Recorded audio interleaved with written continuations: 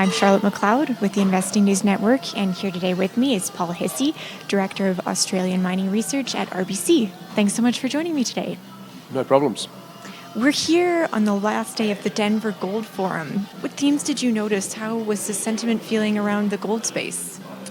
Yeah, I felt like sentiment was overwhelmingly cautious, although within that caution across the global sector, I feel like there are sort of two very distinct groups. A lot of the Australian companies I cover are in fantastic position, helped by low levels of debt, or in many cases no debt. And the currency is obviously helping to create additional margin for producers outside of particularly the US. But clearly we're a minority here at this conference, and so I think that overwhelmingly there is still a fair degree of caution from investors, and perhaps a fear of helplessness is too strong a word, but certainly a feeling of that it's pretty tough out there for some of the North American gold miners. You mentioned the Australian presence here is relative minority, but people seem to be saying there's more of them than usual. Is that something we're going to keep continuing to see, that presence? I think that's a fair observation. The Australians have always come to this conference, but it's only within the last few years that we've seen the company, I guess, the size of our Australian companies has really boosted over the last few years. We saw a lot of transactions through 2014, 2015 where really small Australian companies were able to purchase assets out of some of the majors, from Newmont and Barrick. And I think on the back of those purchases and some really good exploration, they've been able to grow significant businesses. 3 years ago, we had Newcrest in Australia with a market cap of 15 billion. The next largest stock was maybe 1.5 billion. Okay, within the last 18 months, we now have Northern Star and Evolution, who are around $5 billion each. So, we've seen a whole lot of companies really step up on the back of, a growing business, but also increasing shareholder support. What's the landscape looking like in the Australian resource sector right now? It's obviously kind of booming right now, and I've heard exploration is really on the up and up. Yeah, I think that's a fair observation.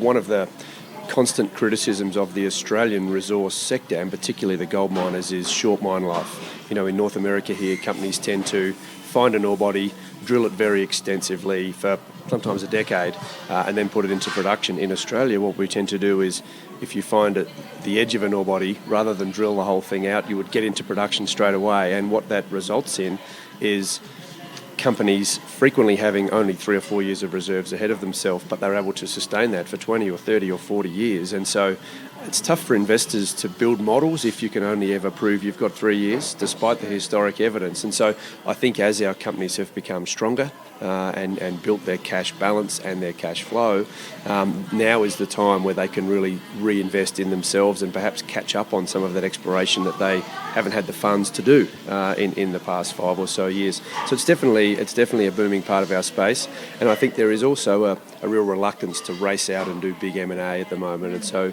people are very keen to take the money they've got and spend it on themselves first, because that's the low risk option. For investors, should they be looking at ASX stocks right now? And if you're a North American investor, how do you go about integrating them into your portfolio? Yeah, at RBC we've advocated for maybe 18 months now that Australian stocks were a fantastic place to put a part of your portfolio in, particularly if you're a global investor, because as I alluded to before, we have typically low to no debt, strong cash flow, great margins, and excellent exploration upside because of the lack of money that has been spent in the past. So I still think over the next 12 to 24 months, if the gold price were to trade sideways here, I still think many of the Aussie companies can make their business better, just organically, so they don't need that tailwind of a rising price to really boost them. In terms of a portfolio construction, I guess one of my concerns about the Australian market is that it is well priced. People have already put their money to work in our market. I'm a little bit concerned that if we do see the gold price rally, then money will flow from Australia back to North America, because people will want to own more leveraged names in a rising price environment, and that could lead to our local stocks underperforming. So perhaps the best approach from a portfolio perspective is you need a blend of both. Sure. Are there any differences or specific ways that investors over here should look at Australian stocks as compared to the ones over here? Yeah, I alluded to it earlier. I think it's really important that people try and understand the optionality beyond just the reserves, which are printed in the JORC statement or the 43101. There are a lot of companies in Australia, if that's all you want to pay for, then they will look very, very expensive. But as I mentioned, a lot of them have a very long history of being able to extend and replace those reserves. And so investors really need to be comfortable with, I guess, the optionality and the opportunity which exists outside of the reserve statement, either in, for example, M&I resources or inferred resources, or even brownfield extensions which have rarely been drilled yet. If there's a drill hole 400 metres away and that shows the same kind of grades, that's not going to be in your resource statement.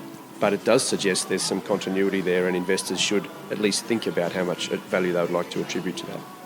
That's all from me, unless there's any final points you want to leave investors with. I don't know if you talk about specific stocks at all. Yeah, sure. So, the stock we really like in Australia is Saracen. The ticker is SAR. It has our top pick designation at RBC, and that's really on the back of, it's a company that's got very strong cash flow. It's got two operations producing at around about 350,000 ounces a year. We think they can get into a position to move up to 400,000 ounces annually for 10 years. Now, that's not captured in the share price. They have a $60 million exploration budget this year, so 60 in Australian dollars, and that's significant. And both of their key operating centres have ore bodies which appear to be open down dip and along strike.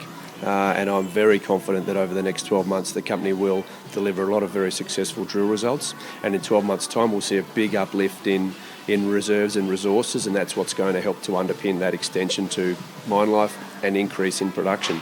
Now, of course, once the company states that, then we would expect everyone to factor it in the price. So one of the reasons we're optimistic on this stock is we believe that will happen in 12 months' time, and we're trying to, I guess, lead that publication. We're very confident about the geological prospectivity there. Thank you so much. That's all from me. Once again, I'm Charlotte McLeod with the Investing News Network, and this is Paul Hissey with RBC.